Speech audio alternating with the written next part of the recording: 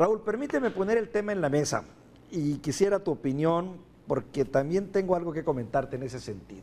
Este domingo habrá una consulta popular que ha sido cuestionada por unos, alabada por otros, en la que se busca, se supone, se busca preguntarle al ciudadano común, promedio, al mexicano, si debemos o no llamar a cuentas a los expresidentes. Hay quien dice que esto es una farsa, hay quien dice que esto es un circo, pero también hay quien dice que es un auténtico ejercicio de participación ciudadana que nos puede llevar a otros niveles de discusión. ¿De qué lado estás, Raúl? A ver, el tema en la mesa. Tiene aristas, Víctor, desde luego. En primer lugar, yo te diría, nunca se pregunta a juicio a expresidentes. Ese es precisamente uno de los... O sea, esa pregunta de la cual tú haces referencia a esta consulta el fin de semana, nunca preguntan si queremos que se enjuicie a los expresidentes.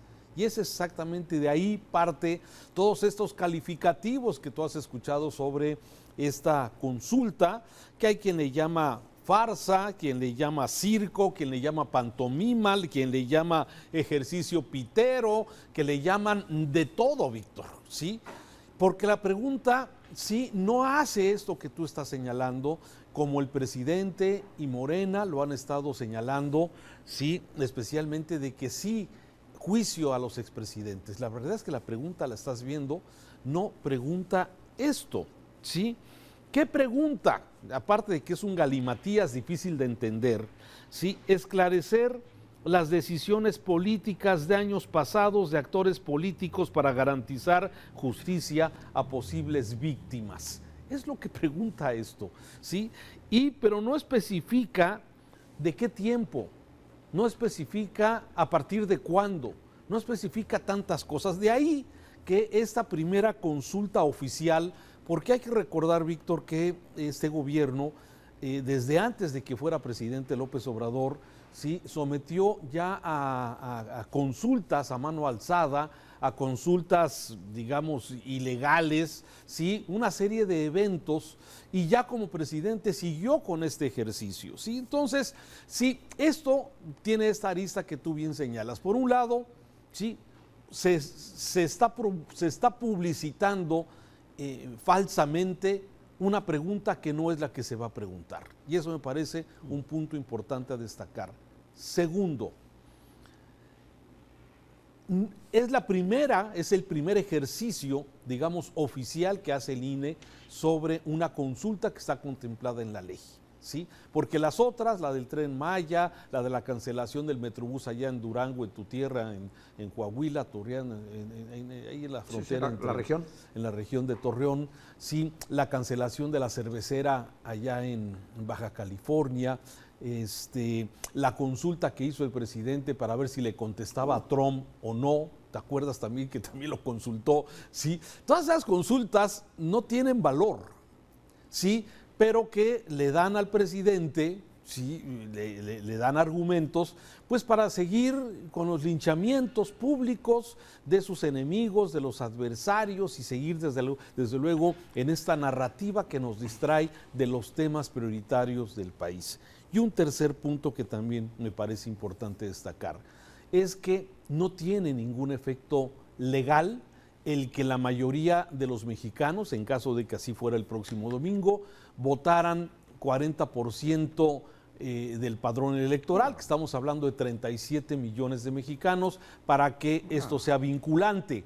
Y aún así, que fuera vinculante, no hay abogado, no hay constitucionalista que diga, que señale que está obligado algún juez o algún tribunal a juzgar a los actores políticos del pasado. Entonces, todos estos tres elementos que te acabo de mencionar, si los conjugas, ¿sí?, hacen precisamente pues un galimatías en donde por eso tiene tantos calificativos esta consulta, que yo he visto muy poca defensa. De hecho, la defensa de la consulta la hace el INE, porque el INE está metido en medio, y ahorita te explico cuáles son los riesgos de este asunto, pero quiero escucharte, Víctor.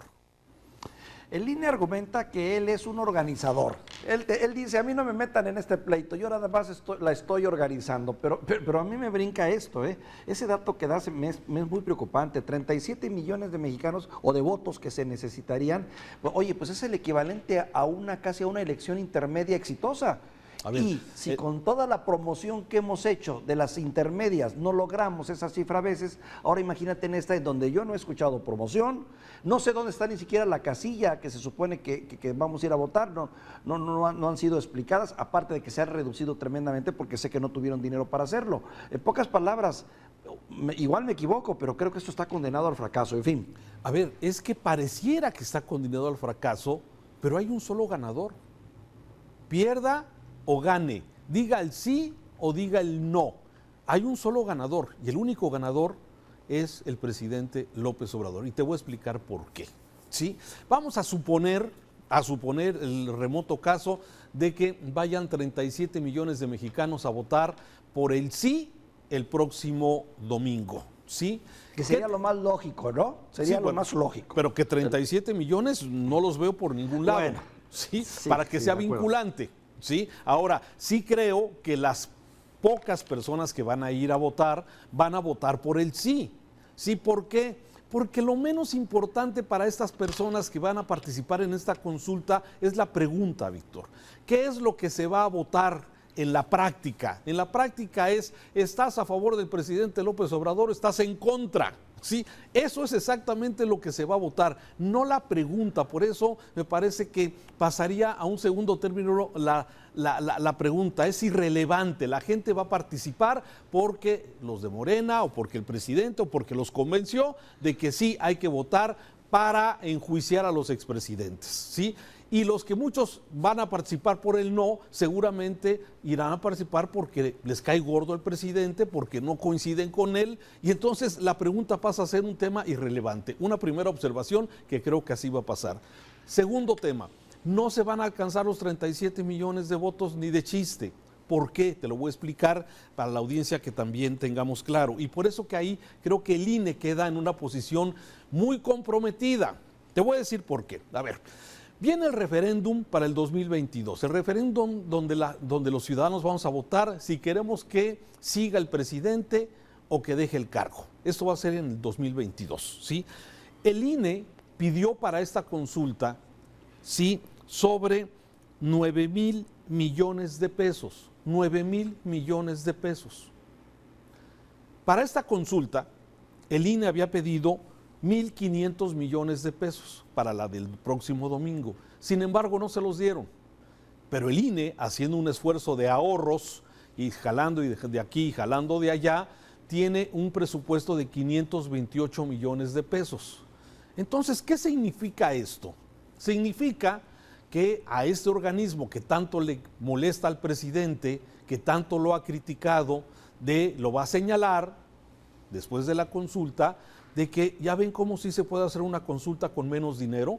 ¿Por qué el INE está pidiendo 9,000 millones de pesos para un referéndum del 2022 cuando puede organizar una consulta con 528 millones de pesos? Entonces, esto le va a dar la razón al presidente. El INE está gastando de más y por eso vamos ahora a pedirle al INE que haga esta consulta del referéndum del 2022, pues con mucho menos dinero. Le va a dar la razón al presidente. Segundo, el presidente va a decir, el INE no promovió suficiente ni puso la estructura, como tú bien lo acabas de decir, para que toda la gente tuviera la ubicación de la casilla. Es decir, el INE boicoteó la consulta y los medios de comunicación y comunicadores como yo, que también no estamos haciendo, digamos, la promoción al tema de la consulta. Entonces, el presidente le vas a dar elementos para que siga con este tema del linchamiento de sus enemigos políticos.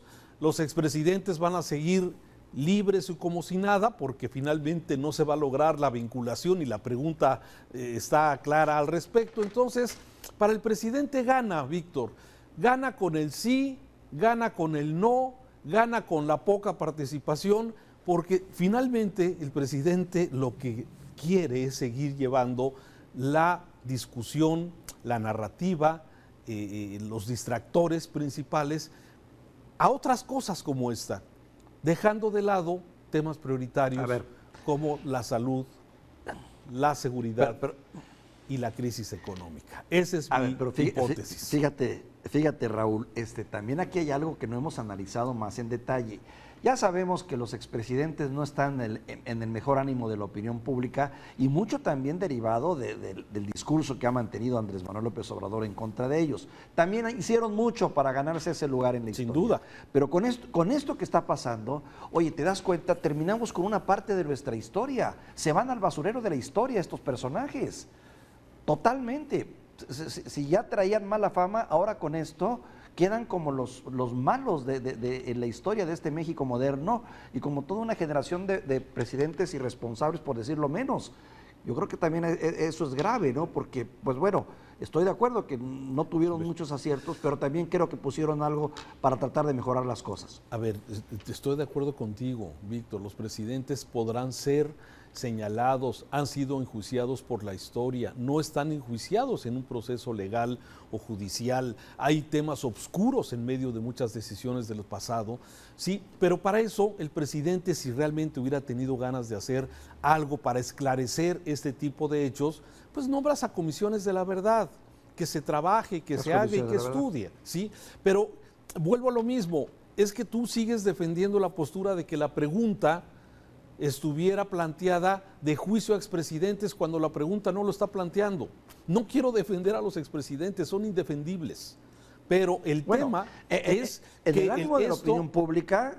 Sí, entiendo la redacción de la pregunta, Raúl, pero en el ánimo de la pregunta, tú le preguntas a alguien que esté medianamente informado y te va a decir, es el juicio a los expresidentes. Incluso hay hasta una promoción, no sé si mucho o poco, donde está la cara de ellos como delincuentes, claro, casi se ven. Es Morena quien está promoviendo esa consulta falsamente, o sea, volvemos al tema, están utilizando publicidad falsa para lograr esto, que es precisamente esta confusión que muchas personas seguramente tienen, porque por eso digo que la pregunta pasa a ser irrelevante. La gente no va a leer la pregunta porque para muchas personas es el juicio de los expresidentes y quienes irán a votar por el sí se irán con la idea de que esa es la pregunta de sí enjuiciar a los expresidentes. Por eso señalo que la pregunta es irrelevante. El asunto va a ser un pequeño referéndum de que es los que están a favor del presidente López Obrador o los que están en contra, y eso es lo que vamos a ver, y va a haber muy poquitos en contra porque mucha gente quizás no va a ir a participar. Entonces, sigo y reafirmo estas hipótesis de que es una farsa, es una pantomima y es un ejercicio pitero, y desgraciadamente el primer ejercicio democrático, organizado por la autoridad dentro del marco de la ley, ¿sí?, ha sido vapuleado con esto. Es precisamente, se está deslegitimizando un ejercicio, una práctica que podría ser de mucha utilidad para cuando se hacen preguntas claras, directas y que se espera una decisión que pueda cambiar el rumbo de una política pública a favor del pueblo. Y esto lamentablemente pues lo estamos viendo en esto. Esto casi lo que te puedo decir que es lo que va a suceder el próximo domingo y seguramente será tema para este tema el próximo lunes, Víctor.